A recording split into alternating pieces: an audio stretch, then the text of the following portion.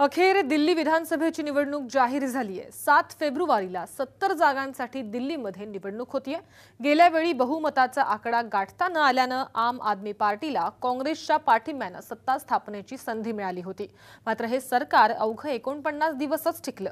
दिल्लीत यावेळी काँग्रेस कुठेच दिसत नाहीये आणि त्यामुळेच आप आणि भाजपमध्ये स्पर्धा असणार आहे। यासाठी अरविंद केजरीवाल आणि पंतप्रधान नरेंद्र मोदींनी कंबर कसली आहे।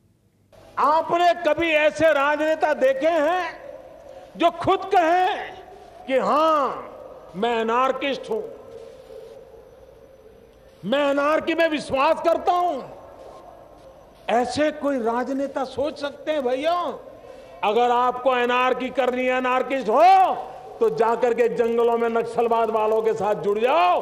वही तो वो कर रहे हैं। दिल्ली को नक्सलवाद की लपेट में नहीं लाया जा सकता, दिल्ली को अनार्की में नहीं लाया जा सकता। यहां सभ्य समाज रहता है। एक ऐसा झूठ चलाया गया दिल्ली में और बड़ी चतुराई से चलाया गया।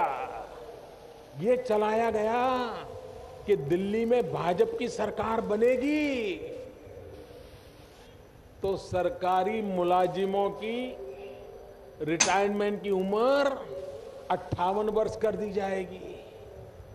ये किसके दिमाग में से पैदा होता है भाइयों?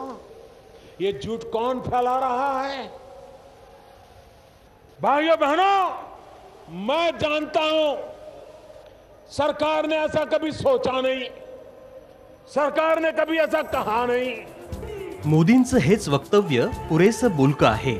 दिल्लीत भाजपची कुणासोबत प्रमुख लढत आहे हे मोदींच्या याच वक्तव्यावरून चाणाक्ष प्रेक्षकांच्या लक्षात येईल। विशेष म्हणजे काँग्रेस पर्यायाने राहुल गांधी यांना दिल्ली निवडणुकांच्या रेसमध्ये कुठेच स्थान नसल्याचंही द्योतक असलेलं हे मोदींचं विधान। एक्झिट पोल्सचे अंदाज भाजपच्या बाजूने झुकणारे असले तरीही जम्मू काश्मीरमध्ये दुसऱ्या क्रमांकावर असलेल्या भाजपची जी गत झाली आहे तीच गत राजधानीतही होण्याची शक्यता वर्तवली जाते। त्यातच दिल्लीच्या काँग्रेसच्या माजी मुख्यमंत्री शीला दीक्षित यांनी त्रिशंकू परिस्थिती उद्भवल्यास आपला पाठिंबा देण्याची घोषणा केली आहे। या सगळ्यांमध्ये एका गोष्टीकडे दुर्लक्ष करून चालणार नाही, ती म्हणजे केंद्रात सत्ता स्थापल्यानंतर राज्यांमध्ये भाजपच्या हाती सत्तेच्या चाव्या मिळाव्यात यासाठी मोदींची सुरू असलेली धडपड। भाजपचे स्टार कॅम्पेनर असलेल्या मोदींनी आता राजधानीतल्या सत्तेसाठी कंबर कसली आहे। दुसरीकडे दिल्लीच्या मुख्यमंत्रीपदाचा राजीनामा देणाऱ्या केजरीवालांच्या पाठीशी जनता पुन्हा उभी राहील का हे पाहणंही महत्त्वाचं ठरणार आहे। बदल हवा असलेल्या दिल्लीकरांनी केजरीवालांच्या हातात दिलेली सत्ता वैयक्तिक स्वार्थापोटी किंवा महत्त्वाकांक्षेसाठी त्यांनी सोडून दिल्याची चर्चा दबक्या आवाजात सुरू आहे। केजरीवालांपुढे आता महत्त्वाचा मुद्दा आहे तो विश्वासार्हता मिळवण्याचा, सत्ता आणून ती चालवण्याचा।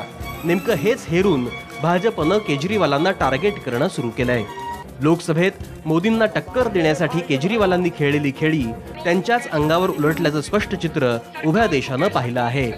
त्यामुळे वर्षभरापूर्वी झालेल्या निवडणुकांमध्ये मिळालेलं घवघवीत यश केजरीवालांच्या आपला पुन्हा मिळणार का हाही प्रश्नच आहे। ज्या विजयच्या मुद्द्यावर केजरीवालांनी दिल्लीकरांना मोहित केलं त्याच मुद्द्याला खुद्द मोदींनी हात घातलाय।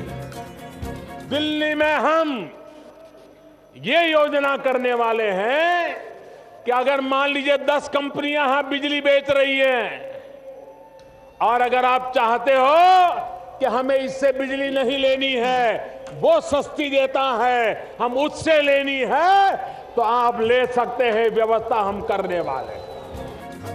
मोदींच्या या घोषणेमुळे भाजपनं दिल्लीवर सिरियसली आपलं लक्ष केंद्रित केलंय असं म्हटलं तर वावगं ठरणार नाही। भाजपचे प्रवक्ते संबित पात्रा यांनी तर आम आदमी पार्टी नक्षली राजकारण करत असून दिल्लीच्या विकासासाठी त्यांच्याकडे कोणताही सुनियोजित कार्यक्रम नसल्याचा आरोप केलाय। So this is a classical guerrilla politics of the Aam Aadmi Party. It has no definite chartered action plan for the governance in Delhi, and yet again in the press conference also it has taken up to anarchism.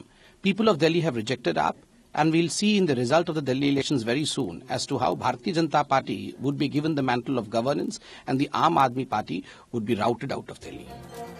तर दुसरीकडे दिल्लीत सत्ता आल्यानंतर आपनं चांगलं काम केल्याचं certificate खुद्द मोदींनीच दिल्याचं केजरीवाल यांनी म्हटलंय।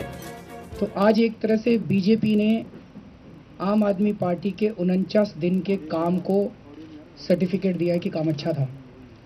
उन्होंने कांग्रेस के काम को 15 साल को लताड़ा उन्होंने काफ़ी और चीज़ें बोली, लेकिन मैं एनार्किस्ट हूँ, मैं धरना करता हूँ, मैं ये करता हूँ।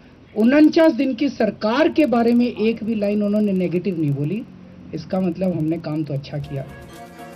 आता घोडा मैदान लांब नाही, कारण निवडणूक आयोगानं दिल्ली विधानसभा निवडणुकीच्या तारखाही जाहीर केल्या आहेत। 7 फेब्रुवारी या एकाच दिवशी राजधानीत होणाऱ्या निवडणुकीचा निकाल 10 फेब्रुवारीला लागणार आहे आणि त्यानंतरच किंग कोण आणि किंग मेकर कोण हे कळेल।